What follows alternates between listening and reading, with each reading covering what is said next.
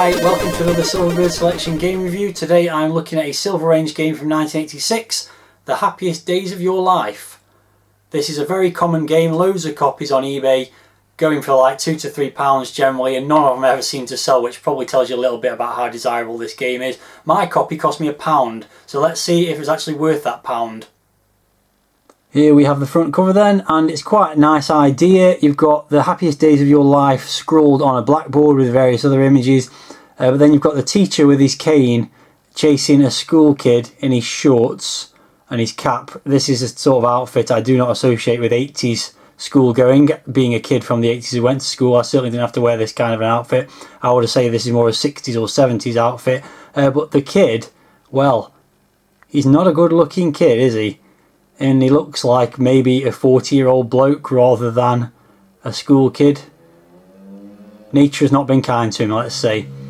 So yeah, it's not a great front cover, even though the essence of it is quite a nice idea. So there you go, there's the spine, which has got the happiest days of your life written on it in black on the mostly white background. And on the back cover we've got a couple of screenshots which look very Spectrum-y to me. And the information about the game just says clear your name to avoid a thorough caning. Again, the cane is something I'd more associate with 60s and 70s schooling rather than the 80s. I think the cane was pretty much abolished in most schools by the 80s. So moving inside, we've got the usual list of games available for various systems, the usual in-crowd Silver Club thing. So on to the instructions. The Happiest Days of Your Life is copyright 1986 Martin Sherlock, but the Commodore 64 conversion is by D. Sorrell. I'm assuming that's Delvin Sorrell, who did a number of games in the Silverbird packaging. So for the blurb about the game, it says, "You've really done it now. If you hadn't been so obtuse, suspicion would never have cast its ugly shadow over your fat head. Assuming you don't want to be expelled for theft, you better get cracking and find the headmaster's wallet." So this is the plot of the game. Basically, the headmaster's wallet's been stolen and you've got to retrieve it. Then it goes on to give some, what I would think are probably clues as to how to solve the game. Some pictorial proof of your innocence would help your case. As long as you don't succumb to those end of term blues and keep your strength up, you may yet survive to see the new term. Your best bet would probably to map your way to the secret passage, turning over a new leaf en route. Don't fall in the water, keep your eyes peeled for clues, and don't do anything illegal. Good luck. Then you've got the loading instructions and the gameplay instructions. It just says, to complete your quest for the head's wallet, you may use either the keyboard or a joystick plugged into either port of the Commodore, and that is it. No more detail is given about how to play the game. Here's a look at the loading screen then. Pretty nice one it is too. Got a very nicely done Firebird logo in the bottom left there. The name of the game scrawled on the blackboard like on the front cover, with the kid doing some writing on the blackboard with the chalk. You can also see the shadow of the teacher looming through the door on the right hand side there, and you can see the signature in the bottom right corner there, Sir 86, means this is a loading screen done by Stephen Robertson, who did a number of loading screens for Firebird games and Mastertronic ones too, I believe. So yeah, nice loading screen, nothing much to complain about that at all. The game's loaded then, here's the title screen. As you can see, pretty bland. It just says the happiest days of your life in some green text and says press a key to start. So let's do that. And then you get a couple of options. Basically choosing a joystick port, or you can define the keys. It's defaulted to joystick port 2. Although I've just noticed that actually says joystick rather than joystick. I hadn't noticed that previously, but there you go. So yeah, I'm going to stick with joystick port 2 and then just press 4 to start the game. Very boring title screen, no music or anything like that, no credits, no high score table or anything like that. So let's get the game started.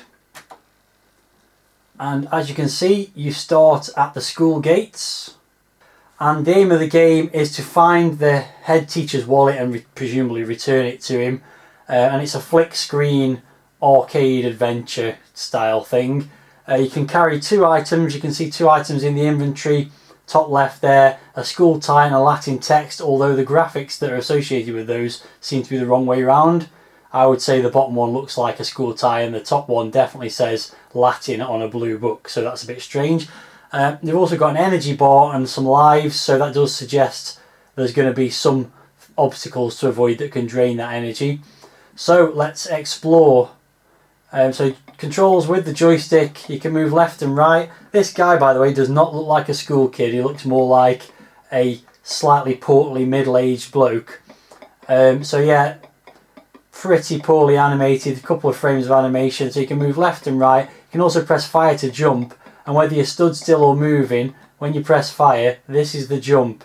It's a very, very long, arcing, strange jump, sort of up in a diagonal and then back down again. So that's going to prove difficult to deal with as well, I imagine.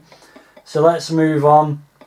So you can see each screen's got a name. We're on Cake Walk now, and you can go into these doors. So there you go. In the door you can see some obstacles, enemies if you like, moving up and down, pretty easy to avoid. Looks like there's a trowel there. We're in the garden shed, so that looks like a trowel. Maybe we can pick that up, and there's also something over on the right here to pick up. So when you walk over something, it automatically picks it up and cycles through your inventory. So that's a betting slip, so we'll pick that up for no reason other than to pick something else up. So let's see if we can also pick up that trowel. Yeah, there you go. So you have to actually jump to pick that trowel up. So if I wanted to now pick the betting slip up, I'd have to jump again. So that's a bit of a strange mechanic to have to do those jumps to pick things up, but there we go. So there's another building to go in here, the tuck shop. Let's just ignore that for the time being. You can see the graphics definitely originated on the Spectrum. You can sort of tell by the style of them, but there has been some work done to try and make them more Commodore 64 friendly, such as the main character. He's a bit invisible. You can see the background objects through him when he walks past them, but he definitely doesn't clash with the backgrounds like he did in the Spectrum version. I have seen some footage of that. So here we go, I'm in the bike sheds now, and there's something to pick up there, so let's try and pick that up. And I don't seem to be able to pick that up at the moment, and I've seen this, having played it a couple of times, in a few locations there are objects you can't pick up, and I think the idea is you can only pick them up when you've got the right object to switch with them. So let's carry on moving around. We're now in Smoker's Corner, a staple of 80s school life, and it looks like there's something to pick up there. Yeah, there you go, cigarettes, obviously. And also something to pick up on the floor here. A Frankie Says t-shirt, so there's a good 80s reference there as well. So I guess it's just a case of exploring, and there doesn't seem to be any characters to interact with. There's just things that will drain your energy. Oh, what did I pick up there? I've picked up a football there. And also there's something else on the floor that I can't pick up at the moment. So now I've materialised right in the middle of Elm Walk by a bench, and there's some footer boots along with a football, so you kind of feel like there's a character to interact with to give those to, but I'm not entirely sure. It doesn't really give you much in the way of clues as to what you have to do in the game, other than those clues in the instructions, which were not particularly insightful, shall we say. So I picked up a mouth organ there. There's also a paintbrush to pick up there, so there's lots of things to pick up. And the locations are fairly well realised. The drawings of the objects are fairly nicely done, even though they've still got that Spectrum-y single colour style to them. So I've ended up at the quadrangle, and that gives me entry into the main hall. So I'm actually inside the school now, and there's 2 levels from that main entrance. So I'm in the 5th passage at the moment. What have we got there? Address book. Looks like there's a £1 note there as well, but I can't pick that up at the moment. There's some strange enemies in this school. I mean, that looks like a spider, I suppose that's supposed to be. But yeah, they're pretty easy to avoid. So you've got quite a big energy bar and a couple of lives. I don't think there's that much that's actually going to cause you major problems that will mean you'll lose those lives. This looks a little bit more tricky to negotiate past without losing some energy. Yeah, lost a little bit of energy. The sound, by the way, almost non-existent. You've just got some footsteps as you're walking backwards and forwards. Kind of a thudding noise when you pick up an object.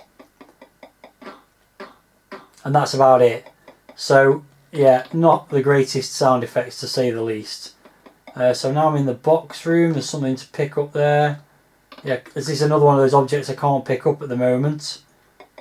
And there's also some nails by the looks of it there, which I also don't seem to be able to pick up at the moment. So now I'm in the dormitory, and there's clearly a book on the thing there on the bed. Can't pick that up either. And what's this? School cap. So yeah, I'm wandering through lots of locations, nearly all of which have some kind of object in them. There we go, we've now got an empty kettle. Can't pick that one up, but I can pick that one up, which is a Hardy annual. Hardy Boys maybe, I don't know. Lead pencil, there's loads of things to pick up, but what you're supposed to do with them is not entirely clear. So what I'm going to do is wander around a little bit. There's an envelope sealed, some bad typos in this game. So yeah, what I'm going to do is wander around, see if I can find anything to do something with, where the solution of what to do with it is reasonably obvious. So I've been wandering around for a while. I've picked up a Rubik's Cube, which is a cool 80s thing. There are quite a few 80s style items in the game, which is a nice touch for someone who grew up in that era. So I'm currently in a chapel. Got a spider to avoid here. I've now picked up a saddlebag.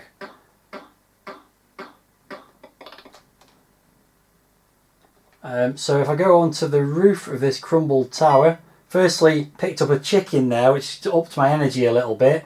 There's also a cassette tape here, I think. Don't seem to be able to pick that up at the moment though. Oh, there we go, I've got it. The game tape, that says. Don't know whether that's going to have any relevance or not. I'm actually stuck on the roof now. But we shall see. Okay, can't go that way. Really don't want the saddlebag, but it does keep picking it up. That is quite annoying when you're going past objects that you don't actually want to pick up. And now I'm in the crypt, which is completely in darkness at the moment. But I did spot during my wandering earlier a torch, so I'm going to go back and try and find that torch, and maybe that'll illuminate something within the crypt. Okay, so here I am in the back passage. I'm assuming DET means detention or something like that. I'm not sure, but they're bouncing around in front of the doors. But through this door is the torch, and it's currently described as a flat torch, which I guess means I need a battery from somewhere. Interestingly, there's a battery bouncing up and down here, and I wonder if that's a hint to what I've got to go and find. That is an enemy, so it would drain my energy. We've also got something else here. What's this? A magnet. That does not look like a magnet based on the icon representing it there. Anyway, let's carry on and see if we can find a battery somewhere. One that doesn't drain my energy, ironically. So after walking through some countryside for a little bit, I've come to the Road to Ruin, which has got a number of what I presume are going to be shops or these kind of things in it. So we've got the soft shop, which I don't know, maybe that's software. Maybe that's where that game needed to go that I picked up earlier. Also we've got bookies, and I definitely picked up a betting slip earlier. Out of interest, what's this on here? A UB40, and also some bullets. But I want the torch at the moment. Oh, I've got to jump. This jumping mechanism is pretty poor. There we go. Let's go back and have a look what else we can see. So we've also got a dingy nightclub. Oh, I've just lost my first life, by the way. There, it doesn't give you any indication when you lose a life. It just skips on to the next one. So there's something at the end there. Let's just check what that is. Oh, I can't pick that up at the moment, it seems. Very strange that you can't pick certain objects up at certain times. I guess you need the right object to interact with them. So let's carry on. We've got an off license. Don't see anything much of use there. Dolesville. I'm guessing you use the UB40 there in some way. For those of you that don't know, UB40 was to do with unemployment benefit. And also the name of a band, of course, named after that benefit form. That looks like a robot there. I'm guessing that'll injure me if I hit it, so I'll just jump over that. And oh, okay, so this says here, some text positively, the last screen has just appeared to you. About time, I would suggest, to take a clearer view. And there's a battery there, so I think that's a hint that you need that battery to go with the torch, and the clearer view is when you've got the battery in the torch, I guess. So that's the first hint anywhere in the game of something that might be actually helpful. So let's pick that battery up. So now you can see that the text there, top left corner, has changed to the torch is charged. So let's now head back to that crypt, if I can remember where the hell it was, and see if we can illuminate anything there. Oh, that's as far as I can go that way, so I've got to trek all the way back, it seems. So back at the chapel, and I'm going to go into the crypt again. And yeah, sure enough, some illumination there. There's now a key to pick up. Probably need to keep the torch, I imagine. So, great, I've got a key for somewhere, but where, I've got absolutely no idea. Let's continue on around here. So, could the key be for this bike? Oh, interesting. So the key has allowed me to pick up that pink object, which turns out to be a 17p stamp. Now, earlier I couldn't pick that up. No matter how many times I jumped past it, I couldn't get it. So there's an example of where you need a certain item to be able to pick up another item. What I do with that stamp, I've got no idea. So I've just come onto the high street, which I've not been onto before as far as I can remember, and there's a post office here. And I've got that stamp, so I wonder if that can be used with anything. Never been in here before, so I don't know whether I could pick this object at the end up or not, but well, I can pick it up, and there's a rail card and also an ID card. So don't know, maybe I can use one of those two things. Maybe I'll need the stamp and the torch and I'll have to come trekking all the way back here again at some point. But to be honest, I'm not going to be playing this for much longer. It's pretty dull and it's hard to work out. I've just materialised in the middle of a location that's right at the other end of the map. It's pretty hard to work out what you're supposed to be doing. There's not really any clues around, and there's no indication of whether the object you've picked up is useful or whether you're making any kind of progress. There's no like percentage completion or score or anything like that. So it's a bit boring and frustrating, I would say, as well. Oh, I've just picked up a pie, which is giving me a bit more energy. I don't want to go back in the abbot's house. What could I do with a rail card and an ID card? There was an off license somewhere, so maybe go and see if the ID card will let me get into the off license and buy something from there. Because I haven't tried anything else in the off license, I could possibly do that anyway, of course. But let's give that a go. That was a soft shop. I think the off license was here somewhere. No, that was the bookies, and that was the nightclub. Maybe it'll let me pick this up now I've got some ID. It's a bit of a shot in the dark. Yeah, it won't. So that was this is what I mean, is only being able to carry two objects and not knowing what object to interact with what just makes it all a bit tedious. Here's the off license. I mean, the only thing available there seems to be a hammer, which I've been able to pick up, which I may have already been able to pick up because I never tried before. So great, I've got a hammer now.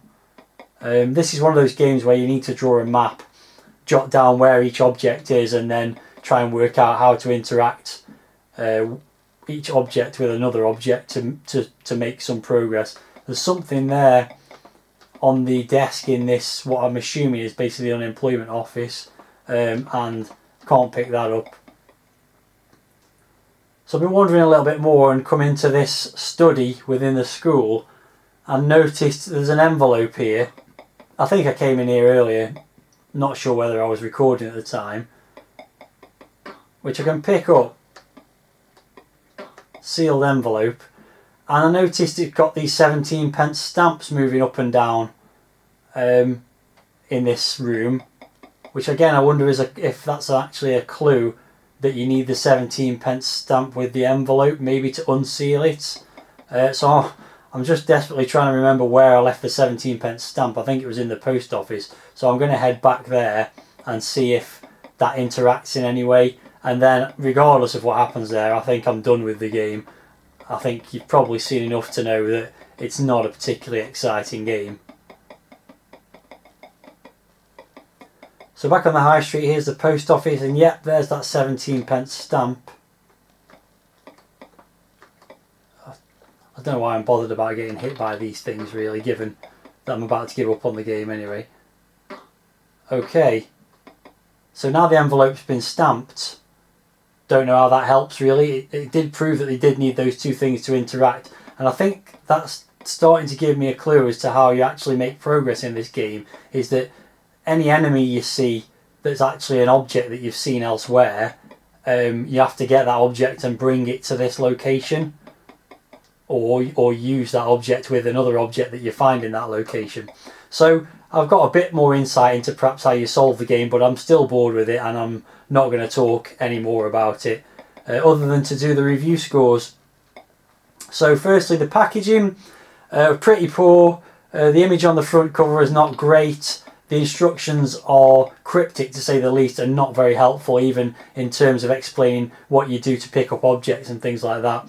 So I'm going to give the packaging a 4. Presentation, well, it got a nice loading screen and that's where the good stuff ended really. The title screen was very dull, no music on it, no credits, and one thing about the presentation is that there's just no indication of how you're making progress in the game whatsoever, and that's quite frustrating. If it just had a percentage completion, just so that when you did something useful you knew you were making progress, that would be much better. That's sort of a gameplay issue, but it's also a presentation issue in my opinion. So presentation I'm going to give 5 out of 10. The graphics are alright, I suppose. The backgrounds are reasonably nicely drawn, although quite clearly ported over from the Spectrum with a lot of single colour blocks of graphics. The main character sprite has had a bit of work done to it to make it a bit more Commodore 64 friendly, but it doesn't look like a school kid at all. So that's not great. So graphics overall I'd say very average. I'm going to give them a 5 out of 10. Sound is virtually non-existent. It's just the pitter patter of some feet and the occasional blip. So 3 out of 10 for the sound. And finally, playability.